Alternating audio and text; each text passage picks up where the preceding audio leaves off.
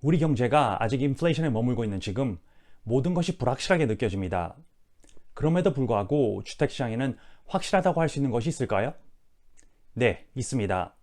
저는 오늘 여러분들이 지금 주택시장에서 꼭 알고 계셔야 하는 주제들을 다룰 것입니다.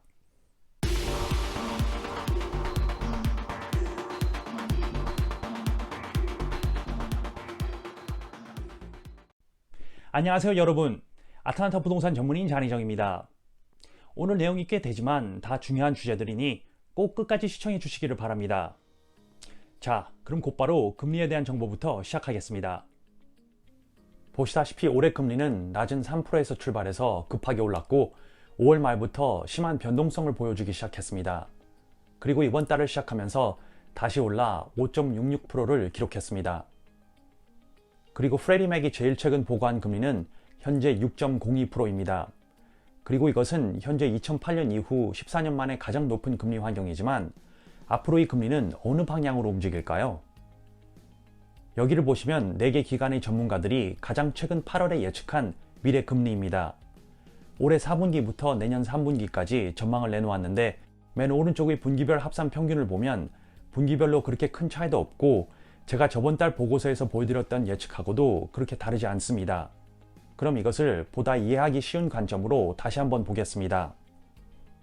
여기 먼저 보셨던 차트에서 프레디 맥의 예측만 분리해서 2018년 이후 금리와 한번 합쳐보았습니다. 앞으로 금리가 낮은 5%에 머문다면 우리는 2018년 말에 보았던 비슷한 금리 환경에 있게 됩니다.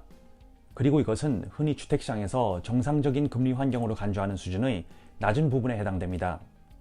정상적인 금리 환경은 5에서 6% 사이이기 때문입니다. 자, 그럼 오늘 미래 주택 가격에 대한 주제를 이야기하기 전에 주택 경제성에 대한 이야기를 먼저 하고 싶습니다. 이것은 제가 2주 전에 저희 키포인트에서 한번 다루었지만 그만큼 중요한 주제이기에 다시 한번 짚고 넘어갑니다. 최근 주택 가격과 금리가 주택 구매 경제성에 매우 큰 영향을 미쳤기 때문에 정확하게 인지하고 계시는 것이 매우 중요합니다. 여기 그래프를 보시면 1990년도 이후 지금까지 매년 주택 구매 경제성 지수를 보여주고 있습니다. 이 지수는 평균 주택 가격, 모기지 금리, 그리고 사람들의 매년 평균 임금, 이 세 가지 요소로 완성됩니다. 그리고 보시다시피 맨 오른쪽 붉은 막대는 98.5점을 기록하고 있는데 이것은 우리가 현재 위치한 상황입니다. 그리고 까만 점선은 100점을 가리키는데 이 뜻은 정확하게 평균 임금을 버는 사람이 평균 주택 가격에 대한 매월 모기지 지불금을 100% 감당할 수 있는 수준이라는 것을 말합니다. 그리고 지금 우리는 1990년도 이후 최하로 떨어졌고 100% 매월 지불금을 감당할 수 있는 수준의 아래로 떨어졌습니다. 그리고 예로 이것을 파란 막대의 2008년도 대경기 침체 기간과 작년까지의 수치를 비교해 보시면 작년까지만 해도 주택 구매는 매우 경제적이었던 것을 확인할 수 있습니다. 특히 2012년에는 점수가 197인데 이것은 그때 평균 임금으로 거의 2배가 되는 매월 모기지 지불금을 감당할 수 있었다는 뜻입니다. 2008년도 대경기 침체 기간에는 금리도 평균 4% 정도였었고 아시다시피 주택 가격도 엄청나게 하락했었기 때문에 매우 경제적이었던 것입니다. 그리고 그 이후 금리는 계속 평균 4%를 유지했지만 주택 가격이 조금씩 회복을 하면서 경제성은 조금 떨어졌지만 그래도 주택 가격은 낮은 수준이었습니다. 그리고 지난 2년 동안은 아시다시피 주택 가격은 폭주했지만 금리가 워낙 낮은 수준이었기 때문에 매우 경제적이었던 것입니다. 자, 그러면 작년에 비해 월 모기지 지불금은 얼마나 올랐을까요? NAR은 여기에 대해 이렇게 언급했습니다. 1년 전과 비교하면 월 모기지 지불금은 53.7% 증가하여 1265불에서 1944불로 증가했습니다. 여러분, 참고로 여기서 말하는 지불액은 미국 평균 모기지 지불액의 변화를 말하고 있습니다. 그럼 이것을 그래프로 다시 한번 보겠습니다. 보시면 2020년 4월부터 최근 6월까지 평균 월 모기지 지불금의 변화인데 작년 6월에 비해 거의 700불 차이가 나고 재작년에 비교하면 거의 2배 수준인 것을 볼 수 있습니다. 그러면 현재 사람들은 월 모기지 지불금을 지불하기 위해 얼마나 많이 지출을 하고 있는 걸까요?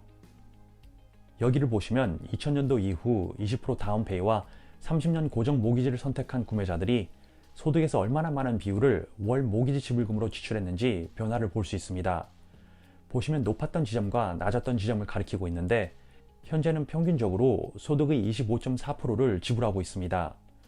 그리고 이 비율은 모기지 시장에서 모기지 지불금을 소득의 28% 이하로 유지해야 한다고 권장하는 28% rule하고 근접해주고 있습니다. 그리고 여기를 보시면 현재 지역별로 사람들의 평균 소득과 실질적으로 주택을 구매하기 위해서 필요한 평균 소득의 차이를 보여주고 있습니다. 보시면 북동부 지역, 중서부 지역, 우리 조지아주를 포함한 남부 지역, 그리고 서부 지역을 보여주고 있고, 북동부 지역과 남부 지역은 별로 차이가 안 나고, 중서부 지역은 평균 소득이 아직까지 더 높지만 주택을 구매하기 위해 필요한 평균 소득이 더 많이 높은 지역은 서부 지역인 것으로 나타났습니다. 그리고 맨 왼쪽의 미국 전체 평균은 거의 비슷하지만 주택을 구매하기 위해 필요한 소득이 소폭 더 높다는 것을 볼 수 있습니다. 자, 이제 주택 가격에 대한 주제로 넘어가겠습니다. 제가 지금 보여드릴 그래프는 전문가들이 제일 최근에 예측한 이번의 주택 가격입니다. 기억하신다면 이들은 2달 전에는 다 합쳐서 평균 8.5% 예측했었고, 저번 달에는 이 평균이 10.3%였습니다. 그러면 제일 최근에는 어떻게 변했을까요? 보시다시피 제일 최근 예측은 또 올라 평균 11.3%가 되는 것을 볼 수 있습니다. 이것을 보면 이해가 안 될 수 있습니다. 아니, 어떻게 지금 주택시장이 계속 식어가는 것 같이 보이는데 주택가격은 계속 인상한다고 전문가들은 예측하는 것일까요? 제가 여기에 대해 잠시 후에 자세히 설명드리겠습니다. 우선 여기 그래프를 보시면 이번에 매월 전년 대비 주택가격 인상률을 보여주고 있습니다. 금리는 1월부터 빠르게 올라 주택시장이 식었지만 보시다시피 주택가격은 둔감하게 반응하고 있습니다. 그리고 다시 한번 말씀드리면 현재 인상률은 예전보다 덜 빠르게 인상하고 있는 것이지 주택가격 자체가 하락하고 있는 것이 아닙니다. 최근 7월의 기록은 15.8% 인상률을 보여주고 있고, 앞으로 현실적으로 저 아래 붉은 부분까지 인상률이 감속해야 드디어 주택가격 하락을 볼 수 있는 것입니다. 그런데 다시 보시면 인상률은 6월부터 빠른 속도로 감속하고 있습니다. 그리고 여기에 대해 블랙나이트는 6월에 이렇게 언급했었습니다. 연간 주택가격 인상률은 거의 2%포인트 하락했습니다. 적어도 1970년대 초반 이후 기록상 한 달간 최대 하락폭입니다. 이런 하락은 기록적인 수준이었지만 앞으로 주택가격 인상률이 6개월 동안 이런 속도로 감속해야 매년 평균 인상률하고 비슷한 5% 인상률을 볼 것입니다. 다시 보시면 우리는 1970년대 초반 이후 한 달간 최대 하락폭을 지금 현재 6월과 7월에 겪었습니다.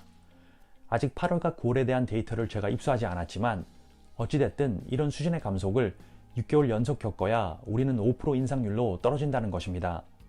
그리고 그렇게 해도 팬데믹 전 매년 평균 인상률인 3.8%보다 높습니다. 자, 이번에는 그렇다고 해도 내년은 어떨까요? 아직 이번에 마지막 4분기가 남은 시점에서 이것을 예측하기는 어렵지만 그래도 전문가들은 최근 이렇게 예측했습니다. 보시면 모든 전문가들은 주택가격이 계속 인상할 거라고 예측하지만 처음으로 전문가들 중 하락할 거라고 하는 예측이 나왔습니다. 아이비 제어먼은 내년에 주택가격이 전국적으로 3% 정도 하락할 거라고 예측했습니다. 저 또한 다른 전문가들과 같이 앞으로 주택가격 하락은 보기 힘들 거라고 생각하지만 아이비 제어먼은 제가 신뢰하고 따르는 전문가들 중 하나이기 때문에 가볍게 무시하고 넘어가지 않겠습니다.